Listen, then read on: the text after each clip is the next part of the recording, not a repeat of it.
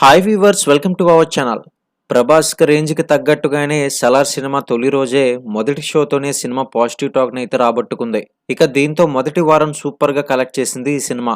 రెండో వీకెండ్ లో కూడా బాగానే కలెక్ట్ చేసింది. కానీ వీక్ డేస్ లో మళ్ళీ డౌన్ అయ్యిందని చెప్పాలి సలార్ సినిమా. ఒకసారి 15 రోజులకు గాను బాక్సాఫీస్ వద్ద ఎంత కలెక్ట్ చేసింది అనేది ఇప్పుడు మనం చూద్దాం.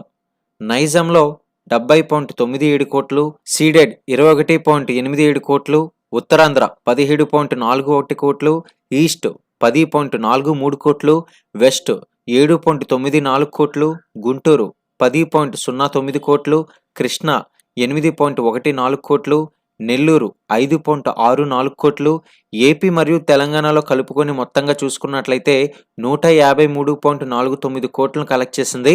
ఇక కర్ణాటకలో చూసుకున్నట్లయితే సలార్ సినిమా 22.65 కోట్లు, తమిళనాడులో 12.02 కోట్లు, ఇక హిందీలో చూసుకున్నట్లయితే గనుక 59.69 కోట్లను కలెక్ట్ చేసింది.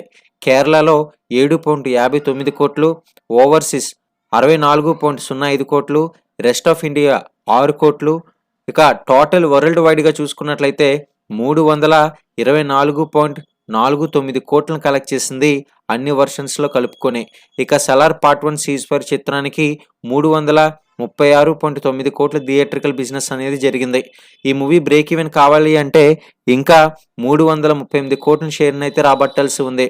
15 రోజులు పూర్తయ్యేసరికి ఈ సినిమా 324.49 కోట్ల షేర్ని అయితే కలెక్ట్ చేసింది.